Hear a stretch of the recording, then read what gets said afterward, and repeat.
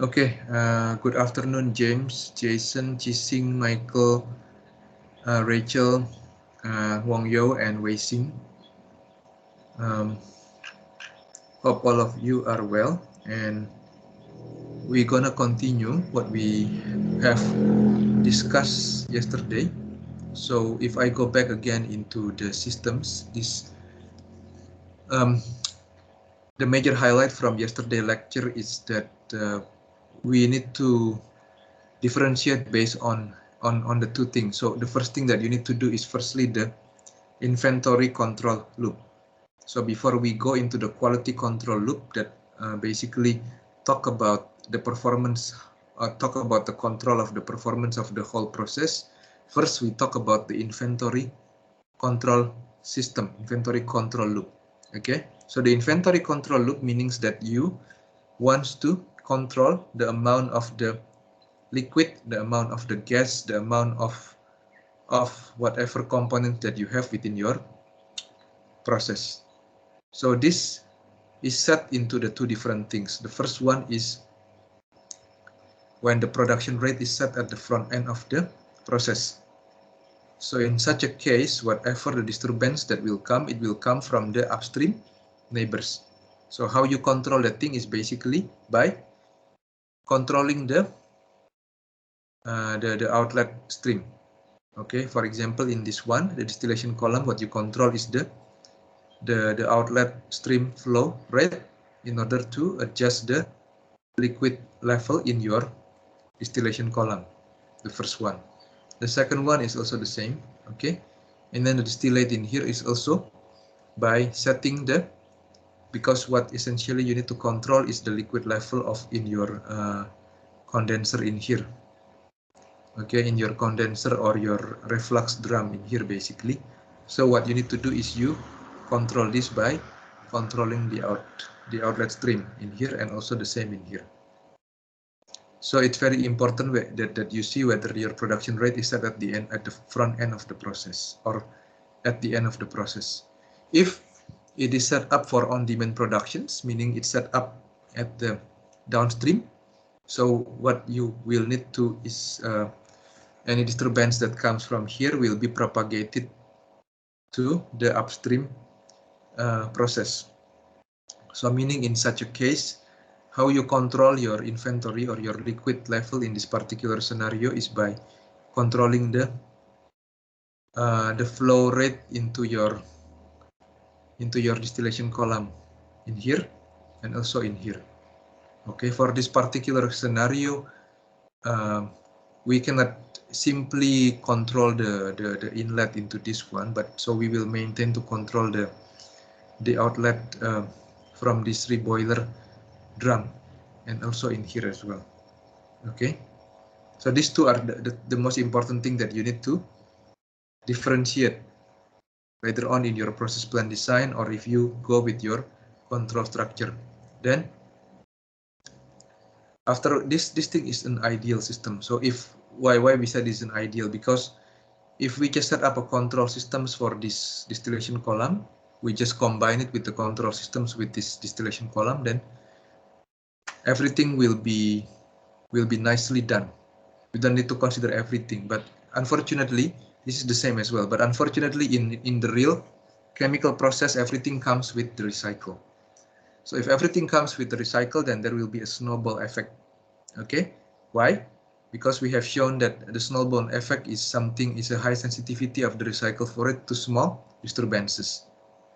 So, and anything that any change in terms of the compositions or in terms of the fluoride will be magnified because of the recycle fluoride. And then Prof. Louis Ben has shown this by giving simple case studies on this simple CSTR, liquid CSTR coupled with the distillation column for these simple reactions of A becomes B.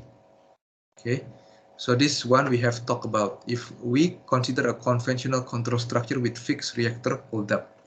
So the fixed reactor holdup in here means that we maintain the liquid level in this reactor, the CSTR constant, by controlling using a liquid control in here. Okay, So we manipulate this by manipulating the flow rate of the outlet stream from this reactor.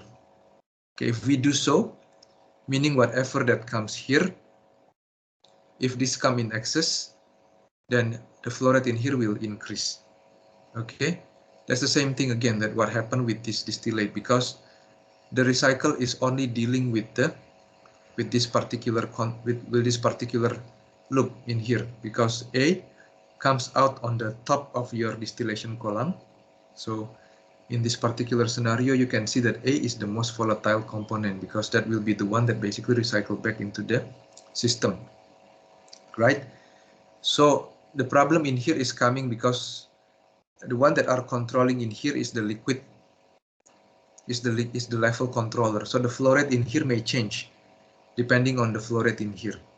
Likewise, the one that the distillate, the reflux drum level is also controlled by the liquid control.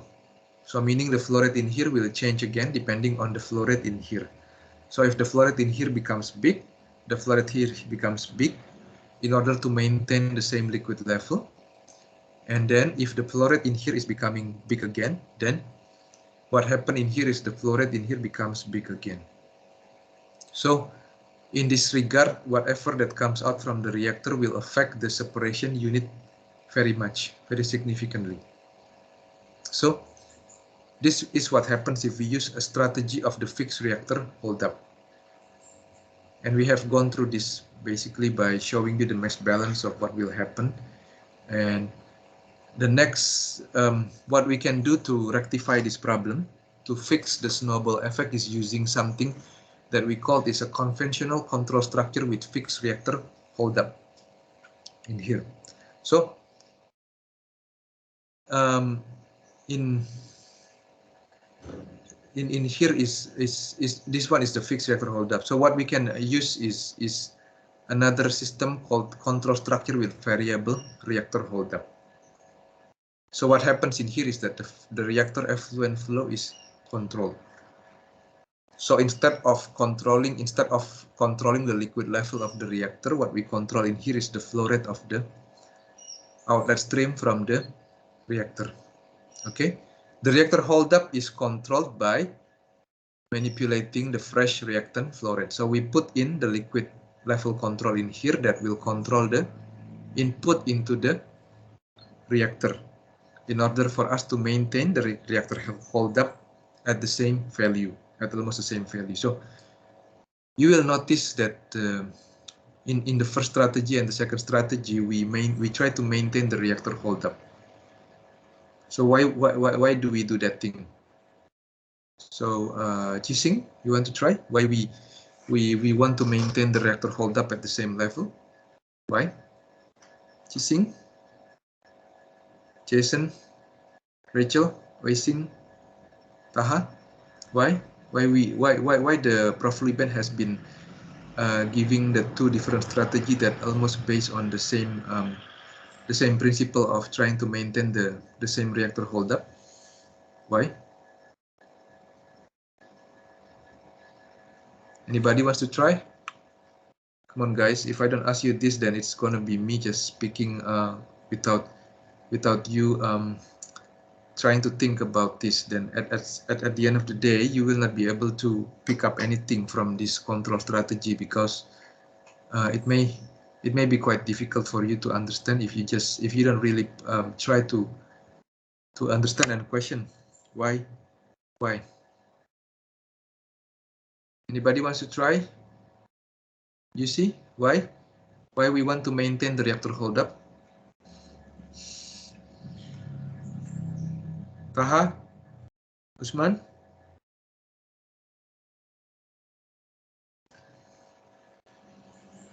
Guys, anybody want to try? Why we want to maintain the reactor holdup at the same value for the two strategies in here? Did you guys hear me speaking or not? Actually, you can, right?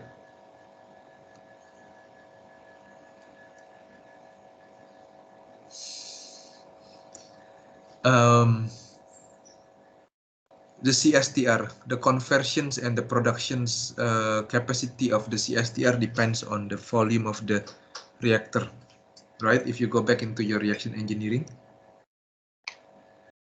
So the production capacity from a liquid CSTR will be almost constant if you keep the holdup of the liquid almost constant in that particular continuous stirred tank reactor.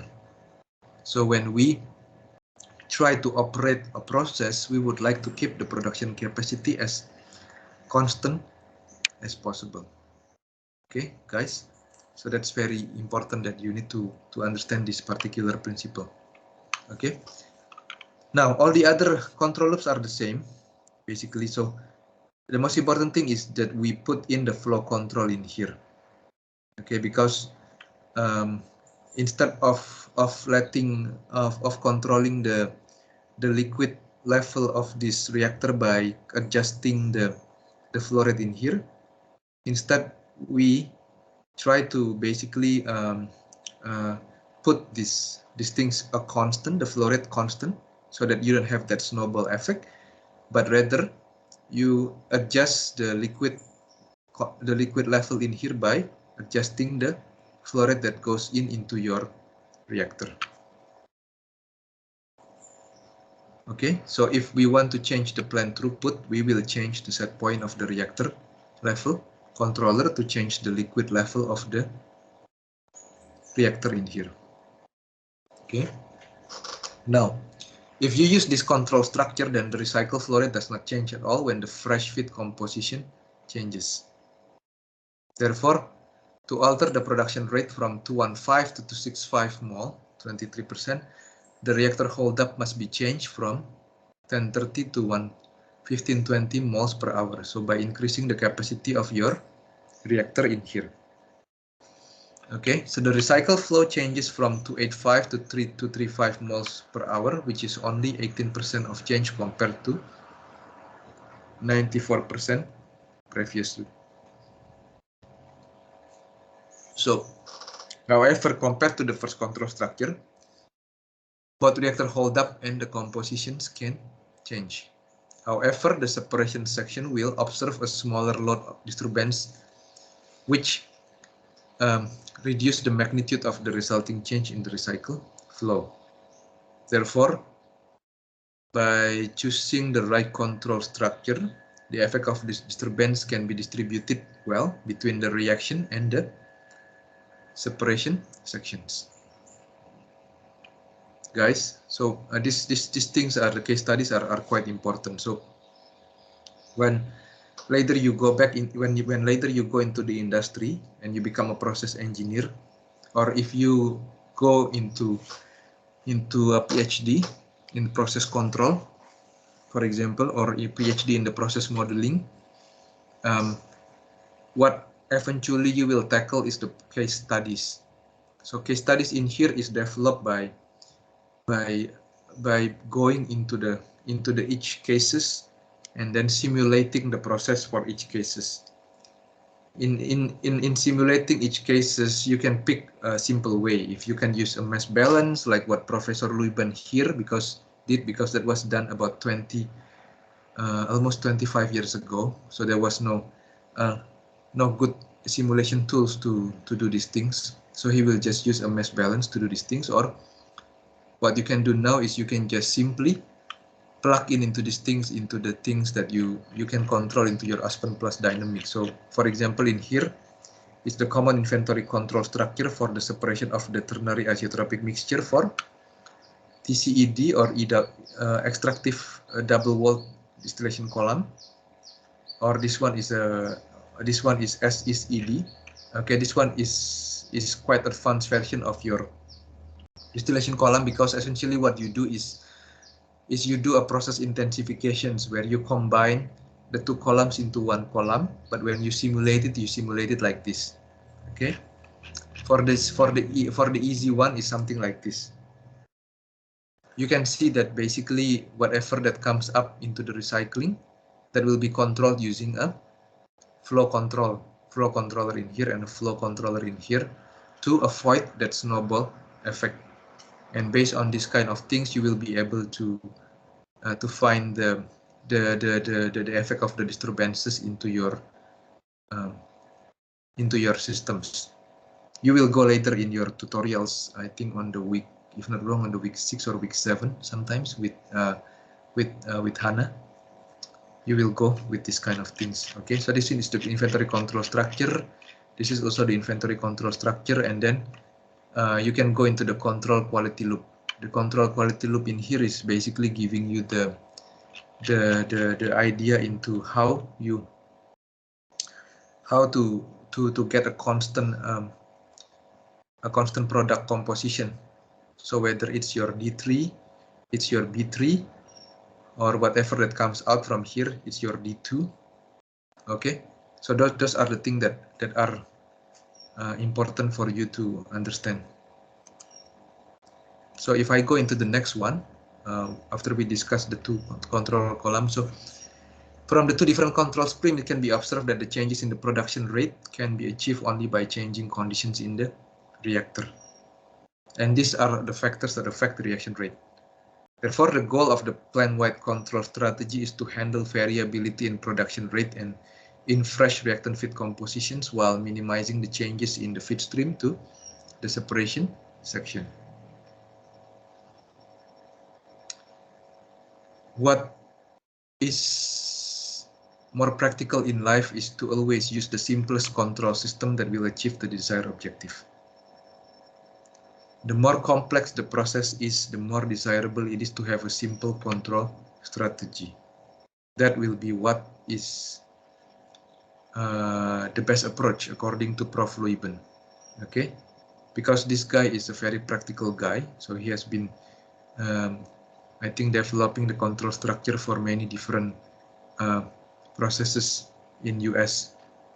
Okay, now we go into the basic concept of the plant-wide control. So the coverage in here will be quite general because we will not go into the details, because if you want to go into the details, then it will not be able to be covered in one unit, but rather you have to continue, either go and take this as your research, or later when you have the chance, the opportunity to become a process engineer that deals with this control,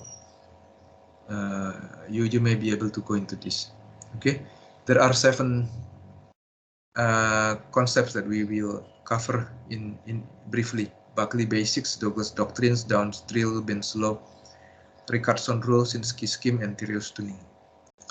So the Buckley basics in here is separating the plant-wide control problem into the two things that we just show: the inventory control and the product quality control. So before you even go into the product quality control loop, what you need to tackle first is the inventory control, because you want to manage the amount of the liquid and the gas in each of your unit operations to make sure that they are properly controlled. Okay, so there will be no spill out of your system, and there will be no dry off of the liquid, for example, in your whole control. So the first step is to look at the flow of the material and then establishing a logical arrangement of level and pressure control loops. Then after that, the next stage is to establish the product quality control loop by choosing appropriate manipulated variables. After that, then you visit the inventory control loops, and then the liquid holdups are calculated such that the time constant of the liquid level loops will be 10% larger than 10 times larger than the product quality time constant. So the separation in the time constant will allow you to independently tuning the material balance loop and the product quality loops. Okay, for the level controllers, ideally people should only use the proportional controller only. You don't use a PI controller, because the feature of the P controller is that after there is a disturbance, then you will have an offset. So your new steady state level will not be the same as your previous steady state level. With the PI, proportional integral, you will make sure that there will be no change in terms of the steady state level. So there will be a fluctuations, but the new steady state level will be the same with the old steady state level. So that is a PI. But for the liquid level controller, you will have another difficulties if you use a liquid tank in series and you apply a PI controller, because the fluctuations from one unit operations will be magnified to the other systems.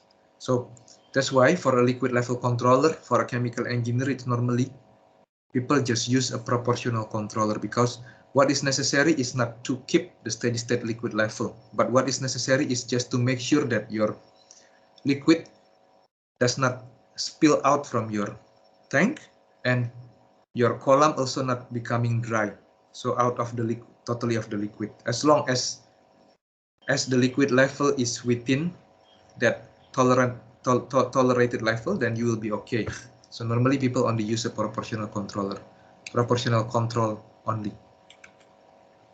Okay, how about the Douglas doctrines? In the Douglas doctrines, then back probably like 40 years ago, the cost of the raw material and the value of the products are much greater than the cost of capital and energy. So what you need to do is to minimize the loss of the reactant and products by the tight control of stream composition exiting the process to avoid losses of reactant and products. And maximize flow rate through regressive cycle system, which is yield is worth more than energy. I don't think that this doctrine is applicable in the near future, because now the price of the energy and the capital will be almost proportionally important with the cost of the raw of material and the value of the products, because of the effect of the populations. As more people appear, then the demand for the energy getting higher and higher. That's why the value of the energy becomes much more important than, let's say, 30 years in the past or 40 years in the past. Okay, you can go into these things by yourself, I think, if you want to cover the Douglas doctrines. And then the next concept will be the Downs drill. It's very important that you look at the chemical component balances around the entire plant and check to see that the control structure handle this component balance effectively. Okay, so you want to make sure that all components have a way to live or be consumed within the process. If you go into this book, Lieben, then they will teach you how to do these things in detail. Okay, so we show you the two control structures before. The first control structure that fails because of the snowball effect, and then the second control structure that works.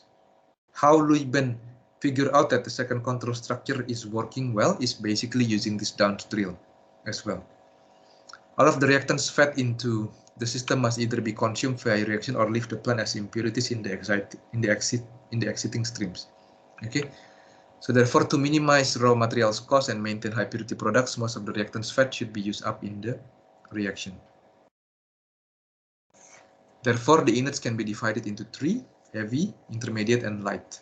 Okay, if you have a light inert, then you will purge it. You have an intermediate inert, then you can use a side stream purges or separate distillation column. If you have a heavy inert, then it must be taken out as a bottoms product from a distillation column. Then we go into the Liuben's law that we have shown you. A stream somewhere in all recycle loops should be flow controlled. So later on, if you go into next year, some of you, for example, Taha design a control structure. Then it happens that I'm sitting into your panel of your design examination. You cannot tell me that you forget about these things, Taha. A stream somewhere in all recycle loops should be flow controlled. So if I don't see any flow control you put into your recycle, then you are creating the snowball effect. Okay? Because everything is interrelated in the process control, in the process modeling, it will go back into your process plan design. And what people do in the past is that they separate the design with the control. So they just think that this design is very good because this will maximize my yield. It will maximize my yield, my production, my profit. It will minimize the energy consumption. But they always forget that once they do the design, if they don't consider the control part of the process, then you will have a problem later on, because when you operate the process, it will involve startup and shutdown and also the disturbances. So the aspect of the process control should also be taken into account from the first time when you design your process. So you cannot take away or set apart, oh, okay, so I don't really care so much about the design. Everything is steady state. I will just care about it later on. No, that's wrong. Okay. And in the past, we have not given you a tool to do that thing. But now, after the Aspen Plus Dynamic is given, then it's possible for you to always check your things. Okay. So it's very important that you have the dynamic controllability of your systems is also important in your design, because if your design is so good, but later on a little bit of disturbance will basically make your things in chaos, then that will be a problem as well. That's not just the only thing. If you basically having a difficult dynamic controllability, then you may need to install a difficult control loop that will cost you extra money as well later on. So as a process engineer, this will create you a problem if you don't really account the aspect of your control into your process plan design. Okay, so we always try to improve our curriculum from year to year to make sure that you take into account these things. Okay. Now there is a law, second law. A fresh reactant feed stream cannot be flow controlled unless there is essentially complete one-pass conversion of one of the reactants. This law applies to systems with reaction types such as A plus B becomes product. So the control will become more complicated and very specific for different type of the reaction systems.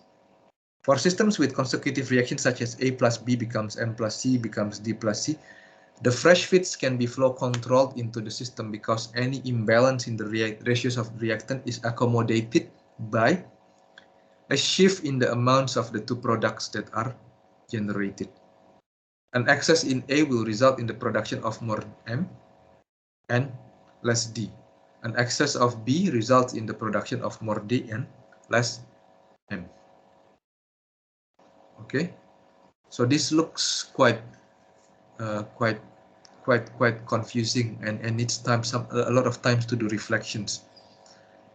We will not cover these things in deep in here. If you really want, then you have to go into the book of Professor Luyben, because he has come with the book that basically cover all the scenarios for the different reaction systems. Okay, so instead of we try to redo what he has been doing, the easiest way is we can just go and refer into his book and use from whatever that has been find by him. That will be easiest way. Luyben 3. Law 3. If the final product from a process comes out the top of a distillation column, the column feed should be liquid. If the final product comes out the bottom of a column, the feed to the column should be vapor. Changes in feed flow rate or feed composition have less a dynamic effect on distillate composition than they do on bottom composition if the feed is saturated liquid. Why this is the case? Because imagine that you have a distillation column, like in my process modeling. You have a feed, and then you have a distillate, and then you have a bottom product. If your feed is a saturated liquid, all of it will go down. So it will not affect the distillate, the rectifying section of your column. If, on the other hand, your feed into the distillation column is vapor, all of it will go up into the rectifying section of the column. None of it will go into the stripping section of your distillation column. So if your feed is a vapor, it will not affect the bottom. If your feed is a liquid, it will not affect the distillate as much. Okay, everybody get it up to this point? Or is it quite difficult to digest? So when we're talking about the control, what we meant is that we try to separate we need to think as in which part will affect the process as much. Okay, so these are the things that is important, and this is where the law tree is coming from, that particular logic. Okay, now Richardson rule. The logic stream should be selected to control the liquid level in the vessel and it provide more muscle to achieve the desired control objective. It's the same that if you try to control something using the least dominating component, then it will be difficult.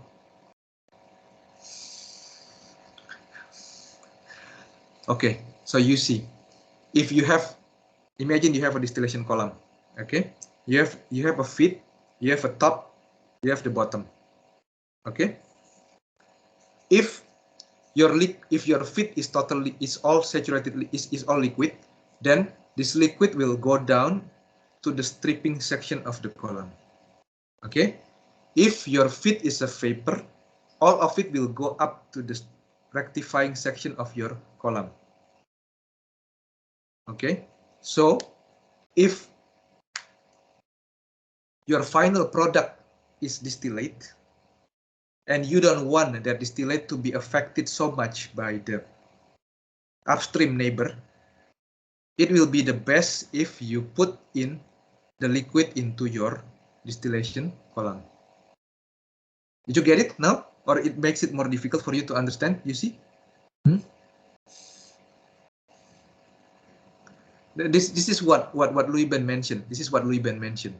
He's just trying to basically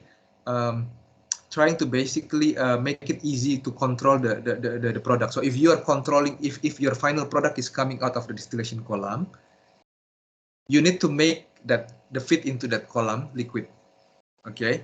If the final product comes out of the bottom of the liquid, then you try to vaporize the feed to the column. Why? Because he does not want to, because if you put it as a vapor, okay, then it will affect whatever that disturbance that come out from the upstream will affect the distillate, either the compositions or distillate flow rate from that particular column.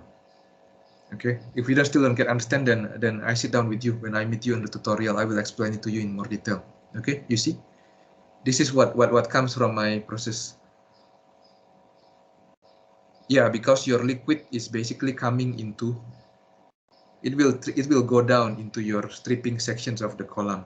So in terms of the dynamic, if you put in a liquid, it will not affect as much your top product as much as your bottom product. Okay, the effect, if you put it as a liquid, what will be affected much is your bottom product of the column.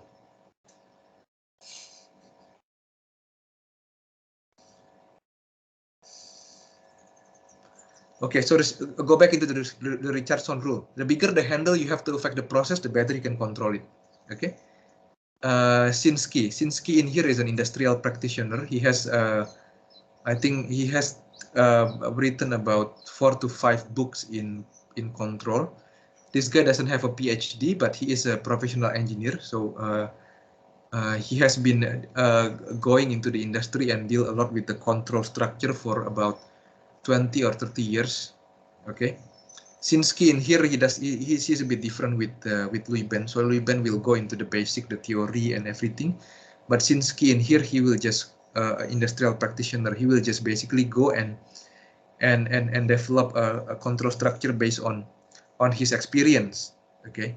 And this guy is really a fan of advanced control structures such as ratio control, cascade control of rate control, and valve positioning control. Thyreus tuning. Okay, Thyreus is the PhD student of Louis Ben. Okay, so he developed with Louis Ben the so-called Thyreus Louis Ben tuning rule. Okay, we will go across this, I think, later on. Once both the process and control structure have been specified, the algorithm to be used for each controller needs to be determined. Okay, so they have been quite rigid. They always say that only P only controller should be used for liquid levels, and they have described why this is the case. not only in research paper, but also in textbook.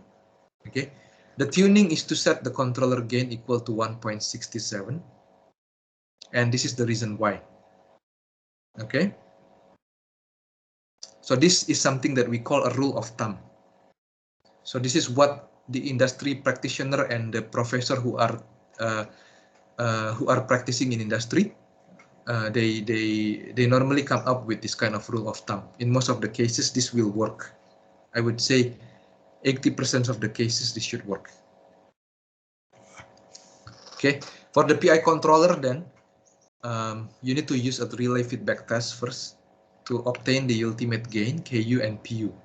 Once you get a KU and PU, then you can use a Ziegler-Nichols setting in here for very tight control, or the Tyrrell-Sullivan setting for more conservative loops. When you want, what you mean by the very tight control is if you want to maintain that very tightly. Okay, but sometimes when you maintain something very tightly, you may have an offset that is very high. So it depending from scenario to scenario. Sometimes you may need to use, for a more conservative loop, I think you better use this Tyrrell-Sullivan tuning in here for the PI controller. Okay. For the PID controller, you only use where the two criteria are both satisfied. We have not gone into this PI and PID. We will go, I think, in the subsequent weeks. I think if we go into week 6 or week 7, first we cover the dynamics behavior of first order process, then we go into the dynamic behavior of second order, then only we talk about the PID. But this is we give in advance for you to understand, because sometimes we cannot just go and have something in series, but sometimes they have to be given in parallel. Okay. So the control variable should have a very large signal to noise ratio. And if you need a tight dynamic control, for example, for the temperature control. Temperature control is normally the one that comes with the time lag. Okay. The time lag is the component that creates a problem in the control, because normally the temperature control is quite slow compared to flow control, compared to pressure control, compared to the liquid level control. Okay, why? Because the way that it is measured relies on the heat transfer, and the heat transfer process is something that normally introduces lag into the system. Okay, I will continue in here. This is something that you need to know, but if you want to go into the details again, I think this will not be covered in the undergrad. You have to go and take a research under my collaborator and under my students, because they are the one that are doing the plan-wide control as a research. Okay. So the goals for the plan-wide control systems is the safe and smooth process operation, the tight control of product quality. We want to avoid unsafe process conditions. We want to make sure that everything is automated, rapid rate and product quality transitions, and zero environmental emission. Why do we need a plan-wide control? Because, like we said again, we always have a recycle. Okay, we cannot just waste anything within the process. That has to be reutilized again. Okay, and then we have the effect of the chemical component inventory. So some components may be accumulated within that system. And then we also need to use an energy integration. So that's why we need a plan-wide control. So these are the procedure. You establish the control objective. First, you need to know which one is very important. If you have a reactor, like in your project 1, the thing that is important is your temperature of the reactor. Okay, because the temperature will control your conversion and your product composition. And your temperature is also the one that will determine whether your reaction process is safe or not. If you choose a particular temperature or a particular parameter of your process is not correct, then you don't have a process that can be controlled properly, then the result will be dangerous. So you need to first know what is the control objective. When you build up the process, is it the most important thing is the product purity? Is it the temperature, or what are you trying to do with that thing? That big picture you need to have first, and then Determine the control degrees of freedom. Okay, so we need to know what can be controlled in that particular thing. So this means you have to understand your manipulated variables, what is your disturbances in your system, what is your control variables, okay, and then establish energy management system. Then set the production rate, and it's very important whether you set the production rate but based on the feed that you put into the into your process, or you want to set it based on the production rate that comes out of your whole process. If you set it based on the on what that comes in, then the control systems will be different with the case where you basically set the productions at the end of your process, right?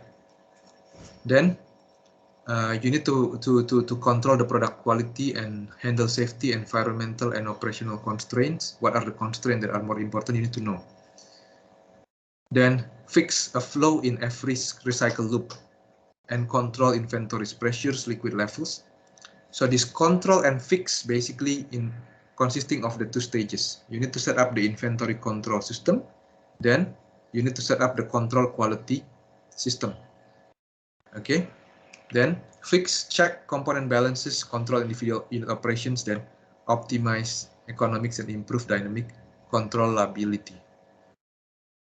So these are this is what is it? Is it which one of this is primary in your system? Is it the product rates, product quality specification?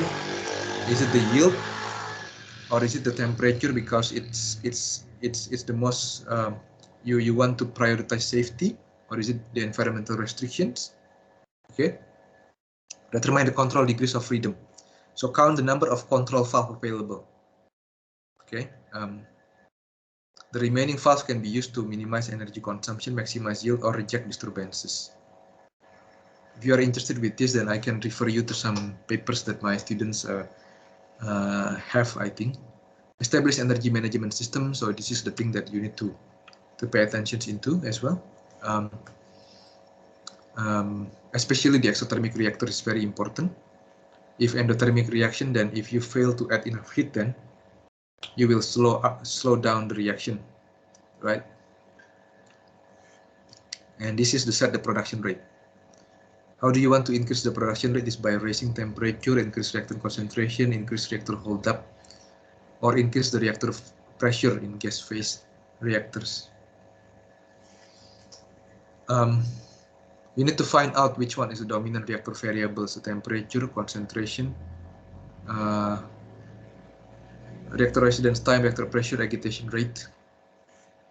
Okay. Once the dominant variable have been identified, then you need to identify the manipulator or the control valve that are more suitable to control them. So these are essentially the thing that when I show you the example in week 1, where your senior Claudia did that model predictive control and the sensitivity analysis, what she did was trying to find out which variables will significantly affect the performance. So her interest is to maximize the total produced distillate, right? So there was 3 variables or 4 variables that she did sensitivity analysis. Then she used like 1 or 2 variables to as the manipulated variable to control the total produced distillates. So these are the logic that chemical engineers need to adopt. So they need to find which one has a rapid and direct effect. Okay. Now, in here is we fix a flow in every recycle loop and control inventories. So a flow controller should be present in all liquid recycle loops to prevent large changes. From a steady state point of view, the plant separation is not forced to operate at significantly different load condition, which could lead to turn down or flooding levels. Okay. From a dynamic viewpoint, whenever all flows in the recycle loop are set by level controllers, then wide dynamic excursions can occur in this flow because total system inventory is not regulated. Therefore, we go back again and re-emphasize this point again. This is basically a Luyben's law. Therefore, flow controlling a stream somewhere in all recycle loop is an important, simple part of any plant-wide control strategy. So later on, if I see your process plan design with Dr. Hao, hopefully I will not be the one that is assessing your your process plan, because I think we have a new staff, Dr. Vignesh, that will go into the process control. But I'm also a fan of process control. Okay, so if I happen to check your process control design, I will scrutinize that whether you have the flow controller in your recycle loop or not. Okay, I want you to emphasize these things. Very important. So the inventory may be controlled with fresh reactant make upstream, where liquid fresh sweat stream may be added into a location where level reflects the amount of that component in the process. For the gas, it's always related with the pressure. Okay. And then again, you go into these things as what is given on the downs drill. You always check the component balances, because you want to prevent the buildup of the chemical components. Either you can purge the thing, or you need to add in another separation system where that particular component can go out from your process.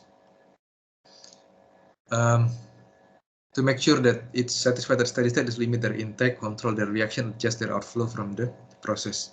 And this one can be done using a down drill table. We will not go into the details on this one, but if you want, you can find from the book of Prof. Luyben. This is the example of the down drill table for a particular process. So for example, this one is an ethyl benzene, steam, styrene. Okay, so this one are the reactions, for example. Okay, these are the output. Okay, and then where is it possible to be accumulated? So if you really want to design something very well, you go back into the slide again, and then make sure that you cover everything in here. Okay, establish the control loops necessary to operate each of the individual unit operations, such as this tubular reactor requires control of inlet temperature, high temperature atomic reaction, need a control system to adjust the fuel flow rate, crystallizers. Oxygen concentration is controlled, liquid solvent flow rate. Okay, and then optimize the economics. So check the additional degrees of freedom that have not been used. Okay, and these two are the examples that you can read by yourself. And this is our example. Due to the high cost of brine, we would like the control system to provide tight reactor temperature control. So what they do is they just use a valve position control strategy to control the reactor by manipulating the brine. So this is the temperature transmitter. So for any control systems, you need to measure whatever it is first before you can control that thing. Okay. So this is the temperature controller, and whatever the signal that is given in here. So we will know the temperature in here, and we will also know what is the flow rate of the brine in here. Okay, that will give the PV setup point. This will give you the set point. Okay, and this will be eventually controlling the cooling water in here. So by comparing the flow rate of the brine in here with the temperature, you will control the cooling water in here, right? Because this temperature in here is also related with this flow rate of this with the flow rate in here. Okay, so this is something that we called into the advanced control strategy that we will go into this in deeper later. Okay, or you can find it yourself as well for the valve position control strategy. I think I will stop my lecture for this week to here. This thing is very important and very handy. The lecture, you need to go and consider these things later on as you go and design your process plan in your 4th year. Whatever that has been given in here is summarizing all the important concepts that you need to pay attention in terms of the dynamic controllability of your plan. And this has been given only this year, and you are quite lucky, because when I teach this process control, I want to make sure that later, if any of you become a process engineer or go into research probably 1 or 2, if you are lucky enough, can go and continue your PhD under me and my students. Then at least you already have a strong background to just go into the research without struggling. Sir, I cannot learn the Aspen Plus because I don't have the tool. Sir, what is this? I don't really understand what we've been talking about the snowball effect and everything. So the duty of the educator is to make sure that all of you are ready when you go into the industry or when you go into the research. Whichever way you choose, it doesn't really matter.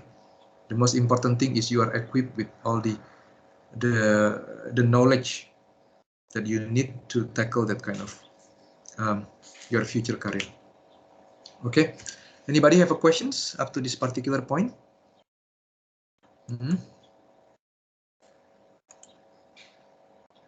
Clarence, James, Jason, Chising, Michael, Taha, Usman, Rachel, Selena, Shafaf, Tiffany, Yusi, Mongyo, Racing. Any questions that you have for me for this particular drop-in sessions?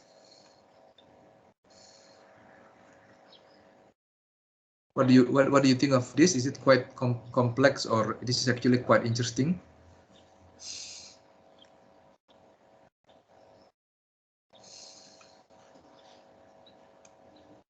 Am I going too fast? You can ask. You can ask me if you have any questions. Okay, don't. I mean, I'm happy for you to ask. We can sit down together. You see if you still have questions later on regarding that thing. Okay, but since you have not learned your process mass transfer, then it probably the MECAPTIL that I give in the process modeling probably a bit confusing still at this particular point. Okay, it will become apparent later on as you go into these things. So if there is no further questions, then I think I'll just conclude it in here, and then I will upload this lecture on the Canvas again. Okay, time for you guys to go to lunch anyway.